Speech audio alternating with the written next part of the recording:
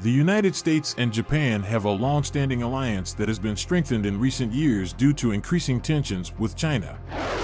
The two countries have a shared interest in maintaining a balance of power in the Asia-Pacific region and protecting their economic and security interests.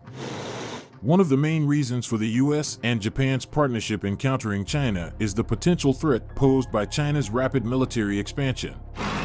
China has been increasing its defense spending and modernizing its military capabilities, which has caused concern among its neighboring countries, including Japan. The U.S., Japan's main ally, has also been worried about the potential threat to its own national security. Another key factor is China's assertive territorial claims in the East and South China Seas. China has been building and militarizing artificial islands in these waters, which has been met with strong opposition from Japan and other countries in the region. The U.S. has also been concerned about the potential impact of these territorial disputes on freedom of navigation and international trade. The economic relationship between China, the U.S., and Japan is also a significant factor. China is the largest trading partner of both countries, and any disruption to this relationship could have a significant impact on their economies. Japan and the U.S. have been working together to push for fair and open trade with China and to address issues such as intellectual property rights. Lastly, the U.S. and Japan have a shared interest in promoting democracy, human rights, and the rule of law in the Asia-Pacific region. Both countries have been concerned about China's actions in Hong Kong and Xinjiang and have been working together to address these human rights issues. What if Taiwan was invaded by China? If China were to invade Taiwan, it could potentially lead to a military conflict with the United States and Japan. This is because both countries have defense treaties with Taiwan and have pledged to defend the island in the event of an attack. The United States has the Taiwan Relations Act, which provides for the continued sale of defensive weapons to Taiwan and makes it U.S. policy to provide Taiwan with the means to defend itself.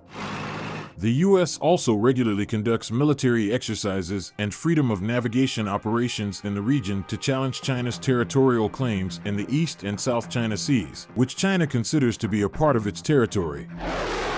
Japan has a close relationship with Taiwan, and the two countries have a shared interest in maintaining stability in the region.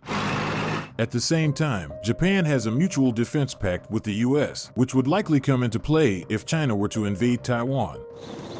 But can the U.S. and Japan beat China in a war?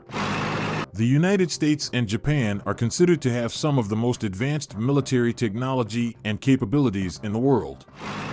However, China also has a large and modern military and has been investing heavily in its capabilities in recent years.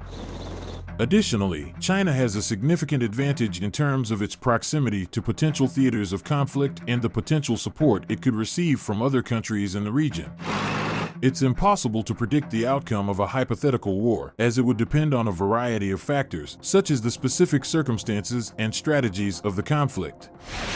However, it's important to note that war between the U.S., Japan, and China would likely result in significant loss of life and economic devastation for all parties involved, and it's in the best interest of all nations to avoid such a scenario.